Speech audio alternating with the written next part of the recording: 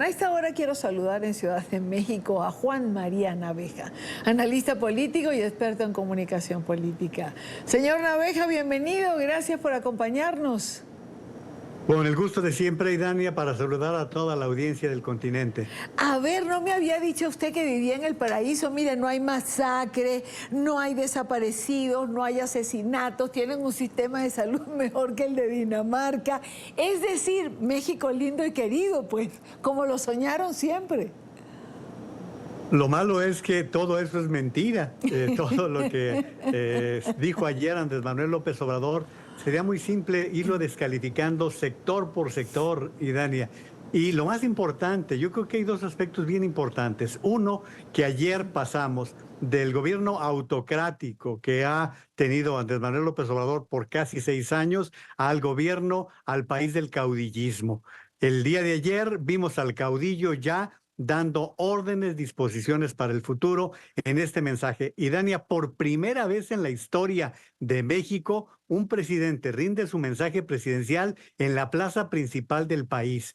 Para que la gente que nos ve en Colombia se dé una idea, es como si Petro diera su informe en la Plaza Bolívar, nada más para que se den una idea. Ningún presidente había llegado a esa megalomanía y cada uno de los sectores los fue presentando como si fuera el país de las maravillas. Y les decía que hay dos aspectos. El segundo es, reconoció que el mayor ingreso que recibe anualmente México es por la vía de las remesas, que este año podría llegar a los 65,000 millones de dólares. Y Dania, como usted sabe, un país que depende de los dineros que mandan los ciudadanos que han sido expulsados por la falta de oportunidades, pues es un fracaso, ya que lo que sabemos de las vicisitudes que enfrentan los migrantes que van hacia los Estados Unidos, es un dinero de sangre. Esos son las remesas. Y podríamos entrar al ángulo que guste, Idania, y podríamos hablar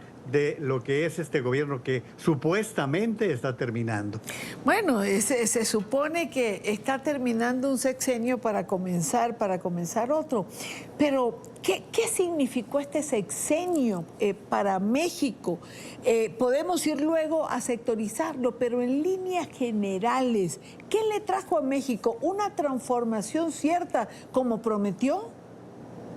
Pero para mal, porque él prometió acabar con la corrupción y la corrupción está enquistada en su familia. Sus hijos señalados y demostradamente la serie de corruptelas en las cuales fueron involucrados hijos, hermanos, y que están las pruebas allí, inclusive los contratos a la vista. O sea, la primera premisa que él estableció como promesa, que era acabar con la corrupción, pues allí está, y además con un desfalco altísimo que no se había registrado en la historia del país. Pero en segundo lugar, la parte de la inseguridad. Estamos cerrando con 196,000 homicidios dolosos. ¿Cómo lo podemos sintetizar? De la parte más grave es el fin de la democracia. Y sintetizarlo también que 3 años, reconocido por el propio López Obrador, este país no fue república. ¿Por qué? Porque los 3 poderes estuvieron bajo control del Ejecutivo. Tanto el judicial como el legislativo estuvieron bajo las órdenes del mandatario, y dicho por él mismo, no lo estoy diciendo. Y este golpe a la democracia mexicana se consolida en algo que usted vivió, lo que pasó el 2 de junio en una elección que fue inequitativa, una elección de Estado y con muchos tintes de fraude electoral, avalado por los órganos electorales hoy totalmente sometidos al Ejecutivo. Y la democracia en México en gravísimo riesgo, por eso que usted mencionaba, el riesgo de una reforma judicial que amenaza con someter también a este otro poder.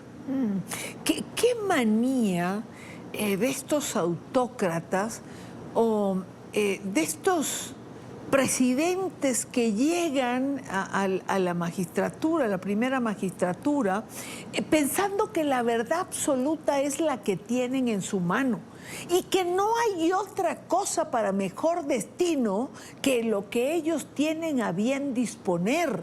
Y con esta, digamos, con esta creencia han venido enterrando las democracias de nuestros países. Lo que pasa es que hay una enfermedad que usted seguramente ha estudiado bien que se llama hibris, que es la enfermedad del poder. Estos sujetos cuando llegan, y lo lamentable es que llegan por la vía de las elecciones, por la vía electoral, y llega un momento en que suponen que nada más ellos pueden gobernar, que ellos son lo único bueno que le puede suceder a los países. Y eso es lo que está pasando en el caso de Andrés Manuel López Obrador, que ayer, en este mensaje que dio de su sexto informe de gobierno, incluso llegó al extremo de estarle dando instrucciones a su sucesora.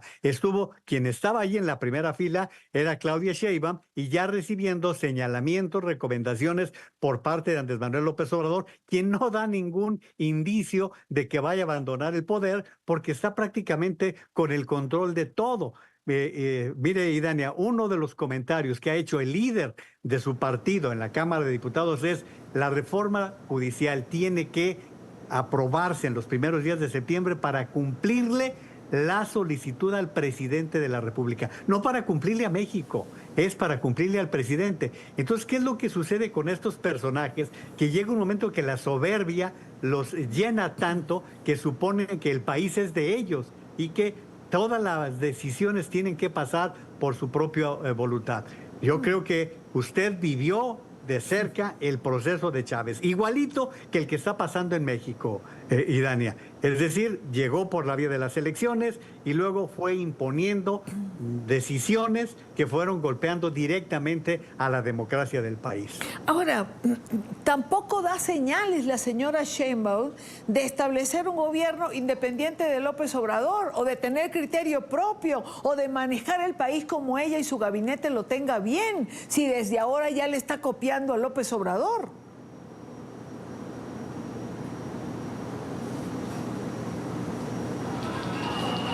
Esta que ponga la banda presidencial va a cambiar, es muy difícil, y será muy difícil porque todos los morenistas suponen que le deben la posición, el poder a López Obrador. Entonces están sometidas al mandatario. Le señalo una cosa, Idania, vamos tomándolo, yo aquí lo he oído muy poco en todos los medios de comunicación. Hay la posibilidad de que con esta reforma se pueda modificar la Constitución a tal grado que se acabe con la no reelección en el país, que la posibilidad de que López Obrador se reelija pasado un término esté vigente. Eso no lo perdamos de vista, se lo dejo allí como una de las posibilidades que podrían venir a darle un golpe fatal a la democracia de México. Lo más grave, o quizá el punto dramático de toda esta circunstancia, es por qué nuestros países tardan tanto en darse cuenta de lo que en realidad está pasando. Y cuando quieren rectificar, está tan comprometido el poder, estos tentáculos abarcan, digamos, todas las ramas del poder en el país, que es muy difícil salir de ellos. Aquí lo que yo creo que obedece es a la falta de interés de la ciudadanía en participar. En el caso de México hubo un 40% de abstencionismo en el padrón electoral. Pero ¿qué es lo que sucede no solamente con nuestros países, Idania? ¿Cómo es posible que en Estados Unidos pueda regresar a la Casa Blanca un criminal, un sujeto acusado de 34 crímenes, no solo acusado, ya formalmente responsabilizado de estos crímenes? Y lo que estamos viendo es que hay una ciudadanía poco interesada en los quehaceres, en la vida pública, en la cosa pública, y entonces las consecuencias se están pagando, y estamos viendo que ni siquiera es suficiente que el pueblo acuda a buscar la liberación como está pasando en Venezuela. Estamos viendo un triunfo inobjetable de Edmundo González Urrutia, que es borrado por las instituciones electorales que ya fueron absorbidas por el régimen, por los autócratas, que son los que se adueñan de los países, se adueñan completamente del devenir de los países. Es una tragedia la que estamos viviendo, ciertamente. Señor Naveja, como siempre, un gusto tenerlo en el programa. Ojalá en alguna oportunidad podamos hablar de otros temas y no precisamente de la expansión o del enquistamiento de este tipo de poder que nos está carcomiendo. Dios nos preste vida para todo esto, Idania, porque no parece ser pronto cuando podamos entrar a a ese estadio de bienestar para todos nuestros pueblos. Lamentablemente es la realidad. Muchísimas gracias. Un abrazo. Igualmente para usted.